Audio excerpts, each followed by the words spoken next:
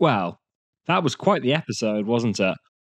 Hello, and welcome to my take, and welcome to my spoiler review on Season 2, Episode 4 of House of the Dragon. If you want to catch up on my reviews of the first 3 episodes in this series, the links to which will be on your screen now and in the description below. Without further ado, let's talk about Episode 4, and what a mighty episode it was. This really was the episode that fans had been waiting for since the show started. The book from which House of the Dragon is based upon is called Fire and Blood for a very good reason, and finally, we get to see some of that fire. This episode brings us our first proper dragon battle. Whilst we had that little skirmish between Lucerys and Aemond at the end of Series 1, that pales in comparison to what we got here.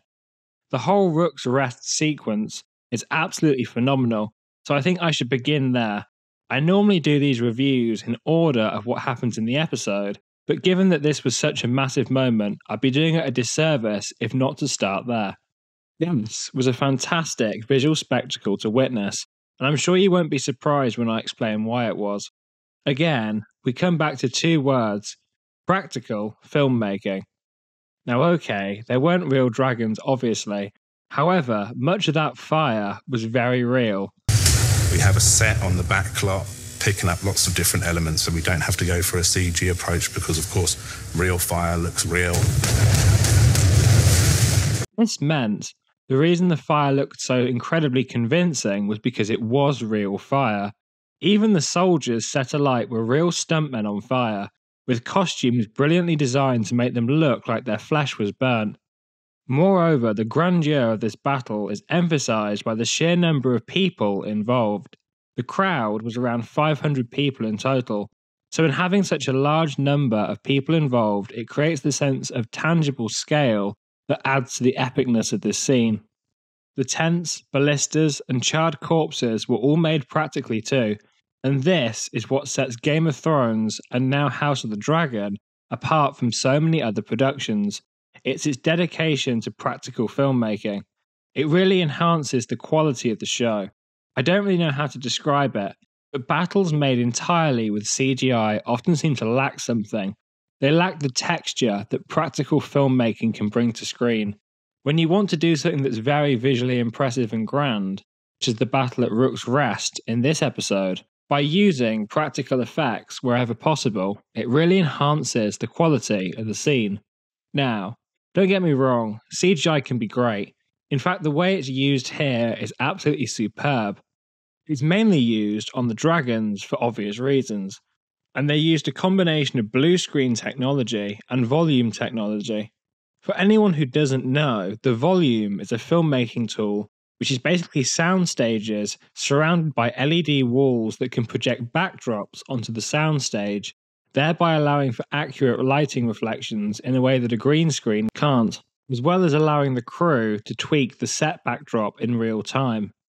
It also gets around the problem of things like sunsets and sunrises, as in real life there's a limited window of time per day where these can be shot, whereas with volume technology, you can make the set accurately look like a sunset all day and all night.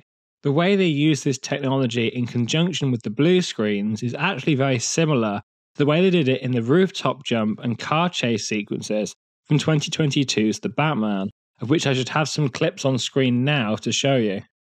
These tools then arguably allow for the actors pretending to ride the dragons to give a better performance, as from their perspective, it's the closest thing technology can provide them with for a virtual dragon riding experience, so to them, it feels slightly more real than the nothing but green screens that Emilia Clarke had to contend with back in Game of Thrones. So this technology is fantastic progress and allows for better dragon action sequences to be put together. Speaking of, it was very interesting to see how the dragons would actually fight one another, as this hasn't really been seen before in Game of Thrones or in this show. The influences for how the dragons fight came largely from Birds of Prey, which I thought was a very clever inspiration for it. Now, this battle is not only superb from a visuals perspective, but it is too from a thematic perspective. I really like how the episode continually emphasises the smallness of Rook's Rest, sets it up to be a small battle, only to completely blow everyone's expectations out of the water. This battle is crammed with some majorly impactful story moments. For starters, the death of Princess Rhaenys and her dragon Meleys. When she had that touching moment with her dragon before setting off for the battle, it did raise my suspicions that this might be her last ride.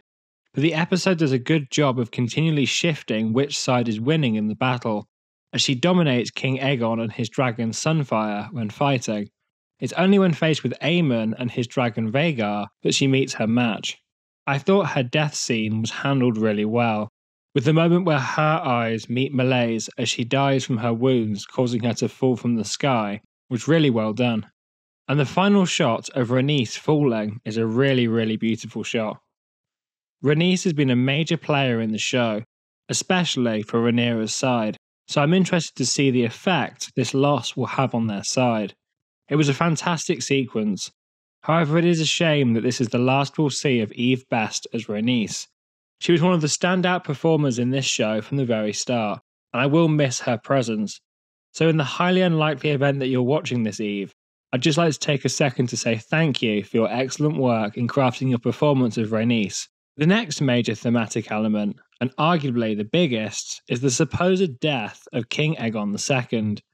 In the behind-the-scenes video for this week's episode, creator Ryan Condal seemed shy to use the word dead when referring to this moment.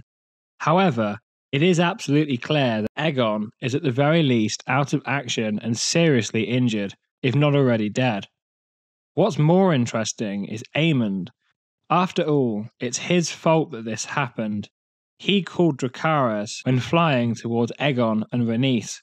The idea that Aegon's predicament is simply collateral damage by Aemond seems highly unlikely to me. Aemond is presented as a schemer, and as shown in the last episode, to have tensions with his brother over how best to approach this war. In this week's, there's this moment of recognition in which Aegon discovers that Aemond and Sir Criston Cole have been planning battles without him, therefore showing Aemond to have his own plans. Moreover, when Sir Criston Cole finds Aemond over Aegon, he has his sword out, before sheathing it upon being aware of Cole's arrival.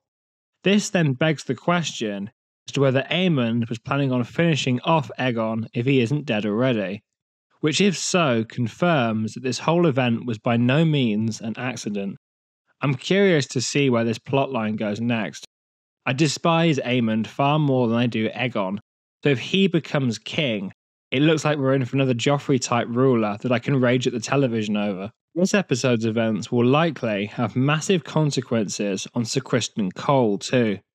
After all, this was his battle plan, and it's ended with the deaths of countless soldiers, a dragon, and potentially the king too.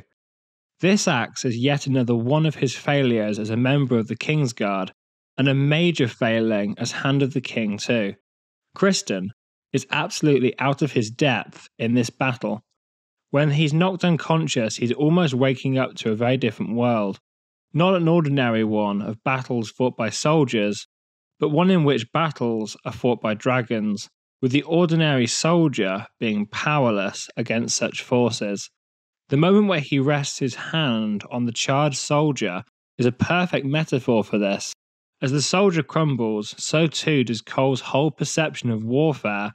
It signifies the death of his world of warfare and the birth of a new one. We already saw the guilt in Criston manifesting itself in the aftermath of the death of Prince Jaehaerys. The potential death of his king is yet another step likely to lead to massive guilt. So it'll be interesting to see whether this moment will humble his character going forwards. Speaking of guilt, Alicent's search for Viserys' history books showcases her desire to learn about the Song of Ice and Fire after what Rhaenyra had told her in the previous episode. Her callous attitude towards the wars to come in her conversation with Larys Strong also signifies her conflicting emotions surrounding her guilt that she may indeed have misconstrued Viserys' last wishes. A suggestion that Viserys' wishes lost significance and died with him is performed by Olivia Cook in a way that suggests that Alicent isn't really sure if she can believe that or not, and is merely saying it to avoid Larys' watchful eye. So it will be interesting to see where this plotline goes. I love how this show always explores the consequences of the events that happen and the effects that they have on the character. Lesser shows would not explore all these nuances in the detail that this show does, and I admire how this show is able to juggle so many characters in a way that keeps them all believable and have them respond realistically to what they have endured. Last, but certainly not least, we have some more dream sequences with Daemon. This season is starting to interrogate this character more and more now, and his scene where he beheads a young Rhaenyra, signifying his lust for power and her claim, really starting to open up questions on Daemon's intentions. This shot, too, is actually a throwback to a shot in Season 1, only this time the roles are reversed, where she now sits the Iron Throne, and he is the one who approaches it. His scene with Alice Rivers was very well done too. She clearly is involved in the visions and dreams he's experiencing, and I like how they're keeping it ambiguous as to what exactly she actually is, whether she is indeed a witch, or whether she's perceptive to the strange curses of Harrenhal and the effect they're having on Daemon. Where they're taking Daemon in this season seems to be a very interesting character arc, and I expect we shall see it go even deeper and further in the next episodes, which is something that I'm excited for. Overall then, a very strong episode. It was directed by a Game of Thrones veteran, Alan Taylor, and I think you can really feel that grandeur of Thrones bleed through here in the best way possible. This is the action-packed episode I think we've all been waiting for, and it was set up so well and executed perfectly. And I remain very excited to see where the rest of this season is headed. So that was my take on House of the Dragon Season 2, Episode 4. And if you made it this far, thank you so much for watching, and please like and subscribe for more content like this. And before I go, for any repeat viewers or followers of this channel that are waiting for it, my long-awaited second part in the Cornetto Trilogy series, my Hot Fuzz video, is nearly finished, so it will be out soon. It's the longest video I've ever made, so I apologise for the delay, but I hope that it will be worth it for you, so stay tuned for that if you're interested. Thank you very much for watching. Goodbye.